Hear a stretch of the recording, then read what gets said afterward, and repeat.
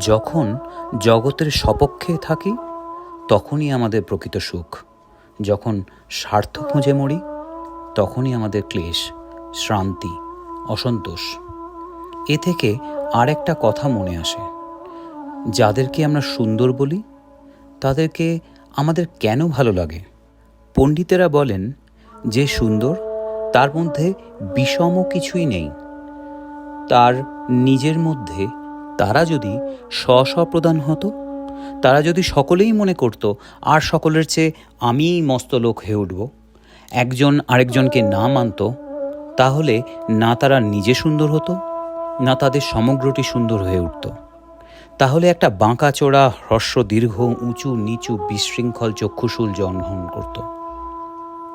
অতএব দেখা যাচ্ছে যথার্থ যে সুন্দর সে প্রেমের আদর্শ, সে প্রেমের প্রভাবেই সুন্দর হয়েছে। তার আদ্যন্ত মধ্য প্রেমের সূত্রে গাঁথা, তার কোনোখানে বিরোধ বিদ্বেষ নেই। প্রেমের শতদল একটি বৃন্তের উপরে কি মধুর প্রেমে মিলে থাকে, তাই তাকে দেখতে ভালো লাগে। তার কোমলতা মধুর, কারণ কোমলতা প্রেম। কোমলতা কাউকেও আঘাত করে না, কোমলতা সকলের গায়ে করুণ হস্তক্ষেপ করে। সে চোখের পাতায় স্নেহ আকর্ষণ করে আনে। ইন্দ্রধনুর রঙগুলি প্রেমের রং। তাদের মধ্যে কেমন মিল! তারা সকলেই সকলের জন্য জায়গা রেখেছে, কেউ কাউকেও দূর করতে চায় না।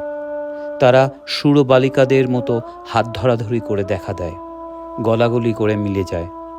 গানের সুরগুলি প্রেমের সুর। তারা সকলে মিলে খেলতে থাকে, তারা পরস্পরকে সাজিয়ে দেয়, তারা নিজের সঙ্গিনীদের দূর থেকে ডেকে আনে। এই জন্যেই সৌন্দর্য মনের মধ্যে প্রেম জন্মিয়ে দেয়। সে নিজের প্রেমেও অন্যকে প্রেমিক করে তোলে।